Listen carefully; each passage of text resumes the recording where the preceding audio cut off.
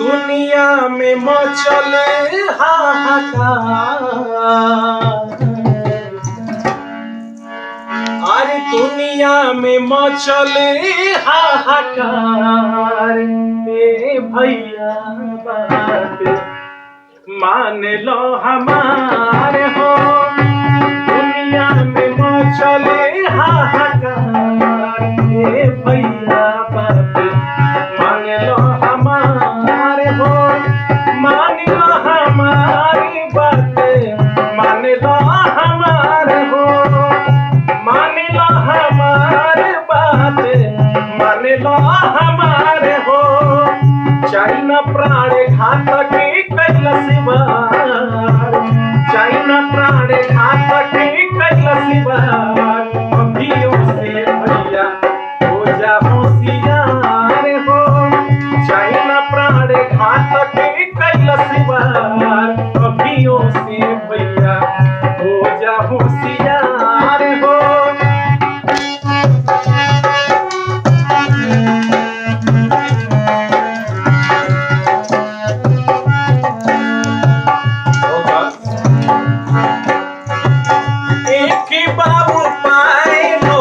Down के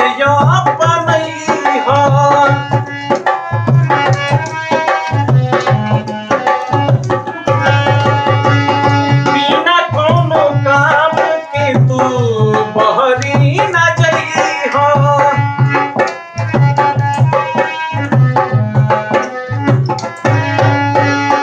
एक बाबू पाए लॉकडाउन के अपनई हो। बिना कोनो काम के तू बहरी न जई हो। और जी करीले बार बार, और जी करीले बार बार, ए भैया बात मान लो हमारे हो।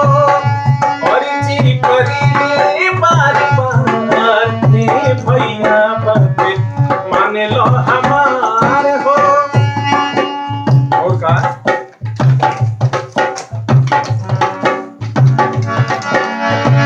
देशवा पहर धैल से पापिनी रदैया,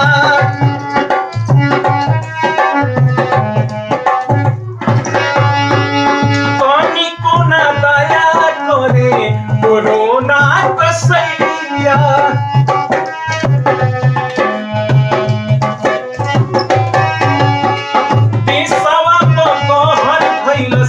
पापिनी रदैया, तनिको न दया करे कोरोना कसैया। सर्वजीत कह से पुकथा, सर्वजीत कह से पुकथा, ए भैया बात मान लो हमारे हो। सर्वजीत कह से पुकथा, ए भैया बात मान लो हमारे हो।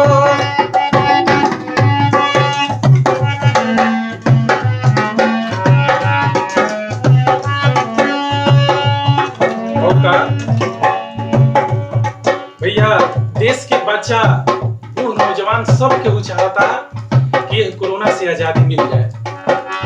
का गीत के भाव बा, बच्चा बच्चा पूरा हिंदुस्तान की पुकार बा।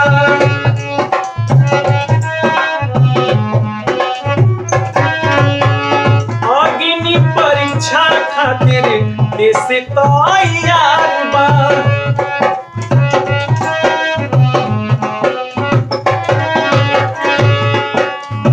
चाहे कतनो दुख होखे, कतनो कष्ट होखे, पूरा देश लॉकडाउन के नियम माने खातिर तैयार बाटे।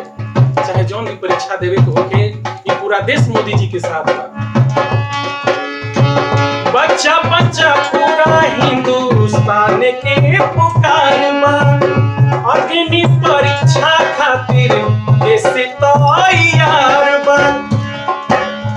कोरोना जाई भारत से हार, कोरोना जाई भारत से हार। ये भैया मत मान लो हमारे हो, मान लो हमारे हो, मान लो हमारे हो, मान लो हमारे बात, मान लो हमारे हो।